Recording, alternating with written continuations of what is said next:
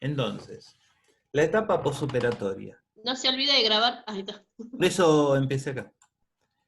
Bien. Cuando hablamos de la etapa posoperatoria, decimos que es la etapa que se inicia cuando el paciente es trasladado del quirófano. Entonces, fíjense, en función de lo que estuvimos hablando, para algunos pacientes, de acuerdo a la institución donde esté, la etapa posoperatoria termina inmediatamente después que finaliza el acto quirúrgico, porque el paciente termina la cirugía y se lo llevan a una terapia intensiva, a una sala.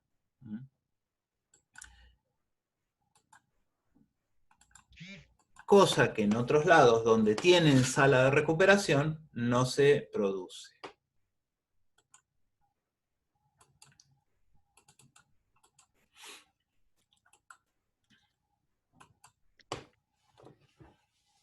Una vez que llega a la sala de internación, ¿sí? ¿Qué tiene que hacer enfermería? Por supuesto, fíjese, siempre lo primero que tenemos que hacer es valorar a ese paciente.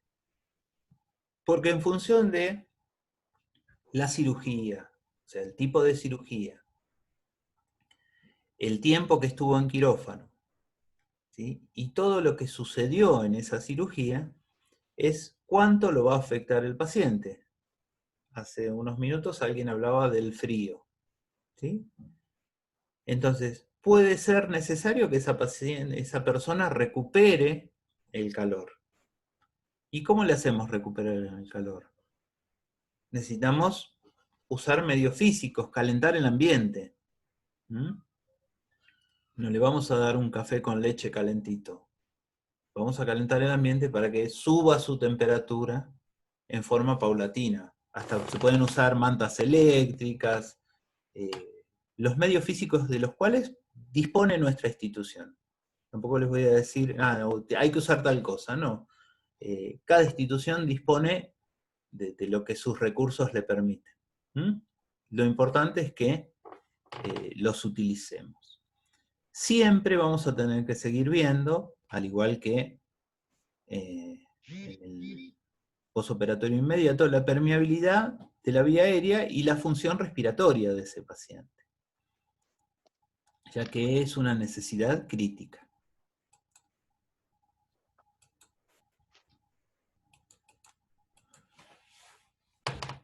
Vamos a ver su estabilidad cardiovascular, la vamos a seguir controlando siempre. Esto va a tener que ver con el tipo de cirugía. Hay cirugías donde esto puede estar más o menos afectado, lo mismo que la función respiratoria. Entonces, hay cirugías que nos van a exigir hacerlo cada pocos minutos y hay otras que van a permitir hacerlo como más espaciado. Pero no es que lo vemos ahora que vino de quirófano y después que lo vea el otro turno, ¿no? Esto es una valoración constante. ¿Va a aparecer el dolor? De alguna u otra forma va a haber manifestaciones de dolor. Tolerables o no tolerables, eso lo veremos con el paciente. ¿Por qué? Porque tenemos que tratar de que digamos, si la anestesia fue total, la inhibición del dolor es total. Entonces, cuando uno sale de una inhibición total, la percepción del dolor es mayor. Por eso le molesta tanto al paciente. Por eso y si es alguien que es susceptible al dolor, obviamente lo va a sufrir más. ¿Mm? Y no es una situación que el paciente tenga que pasar. El paciente no tiene que pasar dolor. Entonces tenemos que bregar para que, si es necesario medicarlo, que se lo medique. ¿Mm? Su función eliminación tiene que empezar a restaurarse. ¿Mm? O tiene que normalizarse. Entonces, tenemos que controlarla. Ahora ya ustedes saben cómo calculo en forma aproximada cuál sería la diuresis horaria de una persona en función de su peso. Entonces yo digo, esta persona debería orinar tanto por hora, ¿sí? Si tiene sonda es muy fácil, ¿sí? Porque va de los riñones, el pasaje por la vejiga es muy rápido y, digamos, va derecho a la bolsa colectora. Sin embargo, si el paciente tiene que tener micción espontánea, porque no tiene sonda, tenemos que prestar mucha más atención. Porque el paciente no puede pasar 12 horas sin tener una micción. Esto es fundamental. De a poco, con el paso de las horas, va a reanudarse el peristaltismo. ¿Cuál es la manifestación de ese peristaltismo?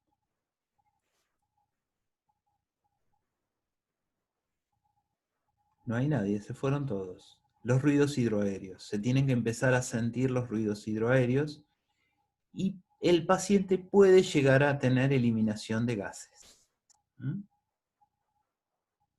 Al principio, cuando el peristaltismo es desordenado, cuando se empieza a reanudar, suele ser desordenado, no es como lo tienen ustedes en este momento. Entonces puede tener eliminación de gases en forma de eructos por la boca. Después ya tienen que normalizarse. Una vez reanudado el peristaltismo, y en relación a la cirugía que tuvo el paciente, una de las cosas que va a pasar es que se va a reanudar una alimentación progresiva. Primero empezará con líquidos, después una dieta blanda, ¿sí? Etcétera, etcétera. Pero esto tiene que ver realmente con la terapéutica previa, de qué lo operaron, por qué lo operaron. Entonces, eso va a ser lo que va a definir cómo se va a realimentar. Siempre tenemos que estar atentos a la detección de complicaciones posquirúrgicas.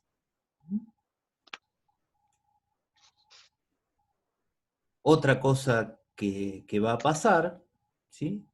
También va a estar relacionado con el tipo de cirugía, vamos a estimular a la movilidad y a la deambulación. No es que porque el paciente tuvo una cirugía compleja no se puede mover. Un paciente operado del corazón a cielo abierto, en 48 horas puede estar sentado en el borde de la cama. Todo va a depender de su evolución. Mientras que, por ahí si lo operaron de cadera, eso no va a pasar. ¿Se entiende? Y posteriormente, una vez que todo esto se haya completado, se trabajará en la preparación específica para el alta. De acuerdo a la cirugía, la preparación para el alta empieza a veces con el prequirúrgico. Si a mí me van a amputar una pierna, la preparación para el alta implica que yo sepa que voy a tener que caminar con un bastón o con una muleta. Entonces esa preparación para el alta empieza antes. Yo voy a tener que tener la muleta cuando salga. No es que cuando me vaya de alta tengo que salir haciendo la grulla a comprar una muleta. No, la voy a tener que tener. Tiene que estar tramitada ya de alguna forma. O me la prestará la institución. Pero fíjense que la preparación para el alta empieza y de acuerdo a la cirugía también. Acá hablamos de la detección de complicaciones posquirúrgicas. Y ahí tenemos que hablar de los riesgos posquirúrgicos, que son muy importantes. El riesgo más importante, el número 1, si hablamos de una cirugía, es la hemorragia. La hemorragia puede ser interna o puede ser externa. Si es externa, la podemos visualizar. Vamos a ver mucha sangre por fuera del paciente. En los apósitos, en su curación, en su cama, en el piso. Si es interna, se puede visualizar en forma de distensión abdominal, de hematomas, ¿sí? O de alteraciones del estado de conciencia, que son los signos de hemorragia. Depende de dónde se esté produciendo la hemorragia. El riesgo que sigue, por supuesto, a la hemorragia, si no la visualizamos, si no nos dio tiempo, si el sangrado es muy profuso, es el shock hipovolémico, que ustedes saben que es. ¿Qué es el shock hipovolémico? La gran cantidad de pérdida de sangre. El shock no es la pérdida de la sangre, el shock es la falta de circulación, o sea, la pérdida de sangre lo que hace es que toda la vasculatura quede sin la sangre suficiente para irrigar el organismo. Entonces, se van a perder las funciones vitales. Entonces, en un postquirúrgico, la hemorragia y el shock, siempre son las situaciones más críticas, ¿no? Las que uno quisiera que nunca tenga el paciente. Lo que sigue es la dehiscencia de la herida, que la herida se abra. ¿Por qué se puede abrir? Porque están mal hechos los puntos, cosa poco probable, o porque el paciente se moviliza mucho. Entonces, el paciente en el posanestésico puede sentirse excitado, desorientado, puede intentar levantarse y tiene una herida muy grande, entonces no puede hacerlo. Hace un esfuerzo tremendo y la herida se abre.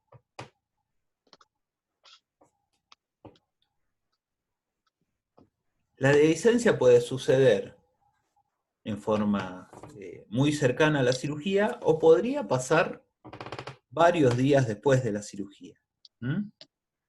Pero va a implicar más riesgo cuanto más cercano a la cirugía esté. ¿Por qué? Porque la dehiscencia puede estar seguida por una hemorragia.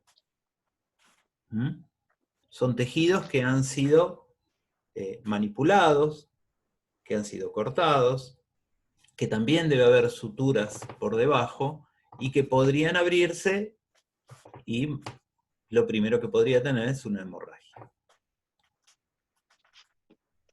Cuando hablamos de heridas abdominales, si hay dehiscencia, puede haber eventración, que es la protrusión del órgano hacia afuera, generalmente intestino. Que el órgano salga por esa herida. Y el otro riesgo que puede chocar al paciente es el dolor. El dolor puede chocar a cualquier persona cuando rompe nuestro umbral de tolerancia, ¿no? Todos tenemos un umbral de tolerancia, tenemos un mínimo, tenemos un máximo.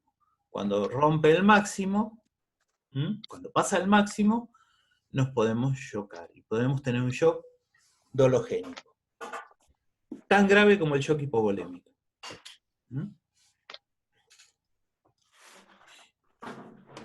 Entonces, repasamos de vuelta: riesgos postquirúrgicos, hemorragia, shock hipovolémico, dehiscencia de la herida, eventración y dolor.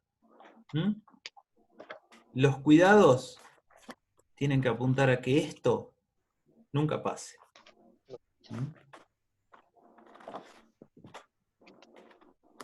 Aunque no solo depende de nosotros, ¿sí?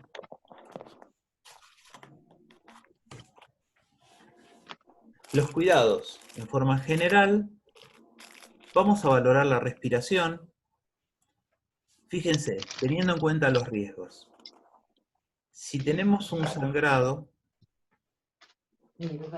hay pérdida de glóbulos rojos. Si perdemos glóbulos rojos, tenemos una deficiencia en la oxigenación celular. Por lo tanto, nuestra respiración se va a ver afectada. ¿Por qué? Porque va a tratar de compensar esa disminución de la oxigenación. Entonces, desde el simple aumento de la frecuencia respiratoria hasta el tipo de respiración, el esfuerzo ventilatorio va a cambiar. Por eso es necesario valorar la respiración, porque es una forma de darnos cuenta que está pasando algo que tal vez no podamos ver en forma directa. La temperatura corporal. ¿Por qué tenemos que valorar la temperatura corporal? Dijimos, cuando se sale de quirófano la temperatura corporal está disminuida siempre. Entonces, lo primero que nos tiene que preocupar es que el paciente la recupere. Por lo tanto, ¿cómo verificamos que la recupera? Y valorándola.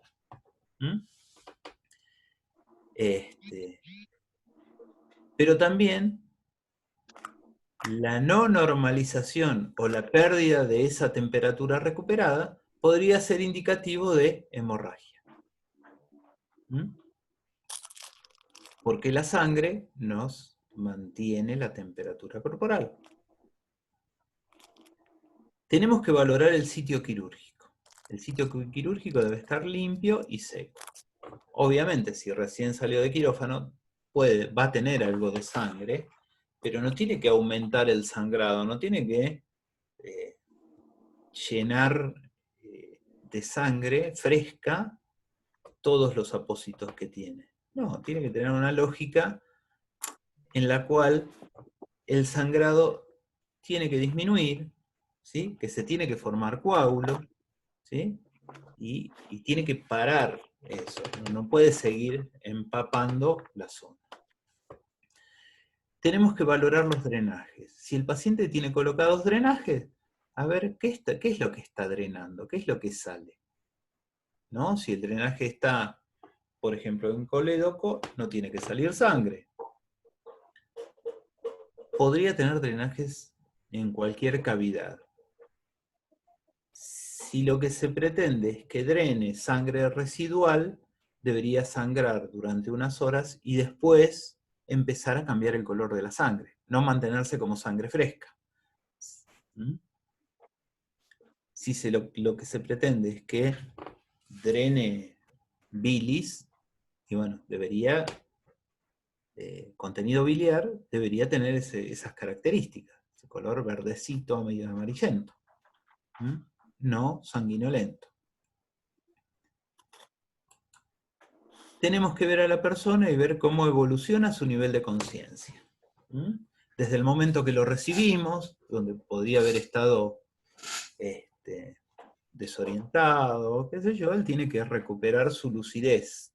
¿A qué nivel? Al que tenía antes de la cirugía. No pretendan milagros tampoco. Tiene que estar igual. No nos olvidemos del dolor. Cuando la persona recupere, ¿sí?, su lucidez, nos ayudará con el tema del dolor. Va a ser más fácil.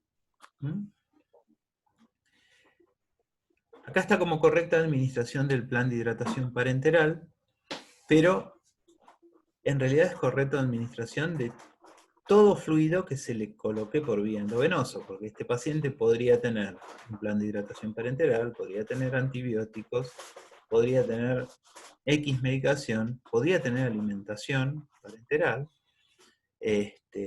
podría tener sangre o hemoderivados, lo que sea debe ser administrado correctamente. A la velocidad de infusión que está indicada, en el tiempo que está indicado, no de otra forma. Tenemos que valorar la diuresis. La diuresis tiene que ser la adecuada, y acá es donde trabajamos con el balance hídrico. Vemos cuánto le ingresa al paciente, cuánto está eliminando. Porque el otro día cuando hablamos de un paciente que no tiene un plan de hidratación. Pero si yo le estoy, si el paciente tiene que eliminar por su peso, ¿no?, debería eliminar, les doy un valor X, 100 mililitros por hora, y yo le estoy sumando con el plan de hidratación 100 mililitros más, la diuresis debería rondar los 200 mililitros hora, salvo que se pretenda un balance positivo o negativo. Mientras se mantenga un balance neutro, se pretenda un balance neutro, debe ser neutro. Si lo que se pretende es hidratarlo, el balance va a ser positivo. Si lo que se pretende es bajar el volumen de líquidos que quedan en el paciente, el balance tiene que ser negativo. El paciente, a medida que se despierte, y esto va a suceder en la mayoría de los pacientes, y acá tenemos un par de operados que seguramente lo van a corroborar, tienen que manejar su ansiedad, ¿no? Tenemos que ayudarlo con eso. ¿Por qué?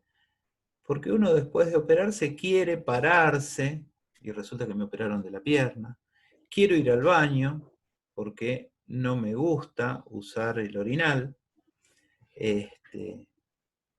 no sé, quiero ir a tomar aire. Entonces tenemos que buscar los mecanismos con los cuales podamos ayudar a que maneje su ansiedad. Acompañantes, etc. Buscaremos la alternativa. El último cuidado sería la valoración de los ruidos hidroaéreos, ¿no? Que deberían ir aumentando en forma progresiva. Siempre en forma progresiva, nunca de golpe.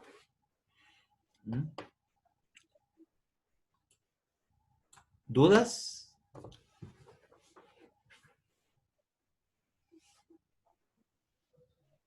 ¿Hola?